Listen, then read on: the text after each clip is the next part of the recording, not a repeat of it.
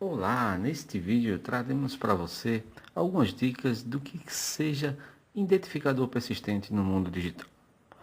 A gente escuta falar muito sobre isso, mas não sabe o que realmente é, em que ele pode nos ajudar. Sabemos que alguns documentos são identificados, têm algumas identificações que fazem recuperar mais rapidamente este documento. Então vamos lá. No nosso dia a dia, nós temos alguns identificadores que não são considerados ou que não estejam relacionados ao mundo virtual. São os nossos documentos, por exemplo, o CPF e o RG. Eles são a nossa identificação e são persistentes porque não sofrem alteração ao longo da vida do indivíduo.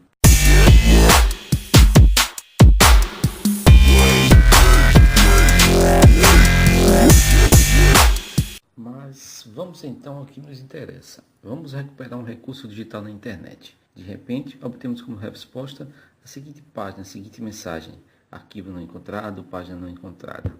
Por que isso acontece? Quais são as causas dessa situação?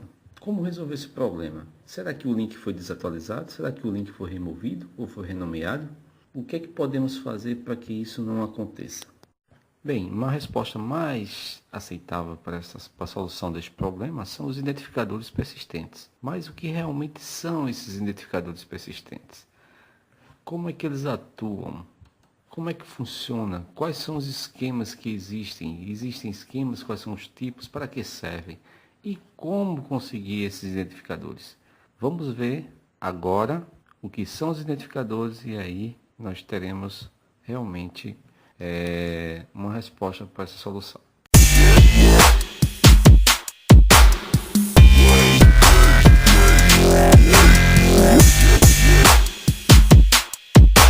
Assim, de maneira geral, podemos dizer que os identificadores persistentes dão um nome para o recurso digital. São eles que asseguram que os links permaneçam acionáveis e sejam independentes de localização, tecnologia, método de acesso. É algo que individualiza, que aponta para o recurso informacional. Além disso, é único, padronizado e global. Vamos falar agora sobre os esquemas formais existentes de identificadores persistentes. O esquema de identificadores usado atualmente na internet é o URI, ou seja, Identificador de Recurso Uniforme, que especifica um nome e um localizador, ou seja, tem a URL e a URN. URL, unidade de recurso por localização, e URN, unidade de recurso por nome. A URL é a porta de entrada para os recursos que estão disponíveis na web. Ela define, como seu próprio nome diz, a localização do recurso. Observação: não confunda a URL com o identificador persistente. Ela é apenas o local de entrada dos recursos que estão disponíveis na web, ou seja, é um endereço e não um identificador. Já a URN identifica recursos por nome de forma global. É único e persistente, mesmo que o recurso não exista, independente de sua localização. Um problema que existe é que a maioria dos navegadores padrões que existe hoje não atende ao URN, ou seja, não reconhecem e não direcionam os URNs.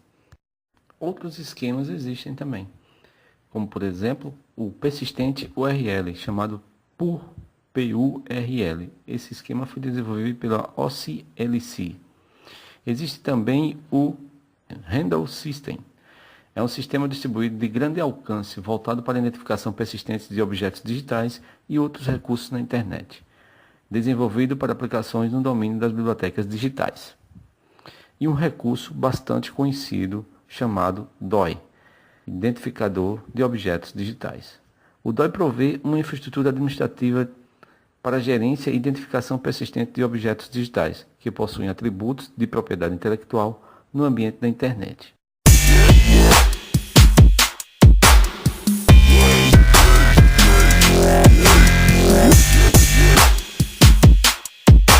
Para se obter o DOI, é necessário estar registrado em uma agência de registro. Neste caso, a agência de registro é a Crossref, onde ela recebe do editor, deposita o nome, o DOI mais os metadados e depois compartilho metadados no sistema DOI. Assim, depois de compartilhado, o documento fica como mostra a figura atual. Recebe uma identificação, onde pela sintaxe a gente vê que tem um prefixo e um sufixo separado por uma barra, onde o prefixo identifica a autoridade e o sufixo identifica o documento. E assim, de onde você estiver, chamar este número aí, você acessa rapidamente este recurso informacional. Um outro exemplo vem da Biblioteca Nacional, a qual está usando o sistema Handle para identificar seu acervo.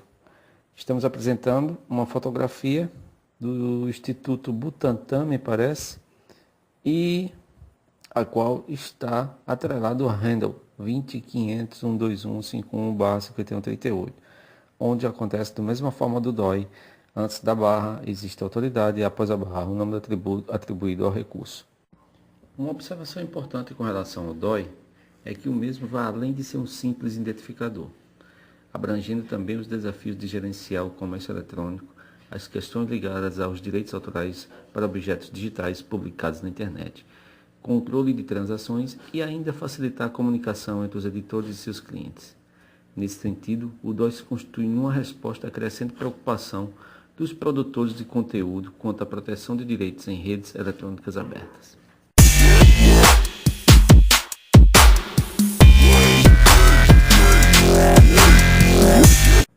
No mundo virtual ou digital, como queira, o link referencial formaliza a vinculação de um recurso a outro. Interoperabilidade depende da confiança da persistência deste link. Se o mesmo falha, todo o sistema fica comprometido. Bases de dados, catálogos online, portais, links entre objetos. O sucesso de um sistema de informações distribuídas, como é o caso da própria internet, depende fortemente da confiança na vinculação consistente entre os recursos. Portanto, a estabilidade dos links garante integridade do objeto, acesso permanente e preservação.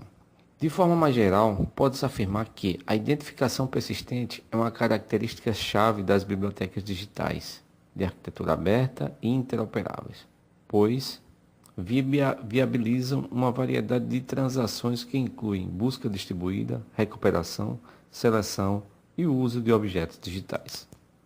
Desta forma, reafirmando o que dissemos antes, o uso de identificador persistente assegura que, mesmo quando um documento é movido ou sua propriedade é transferida, os links permaneçam acionáveis, independente da localização e do recurso.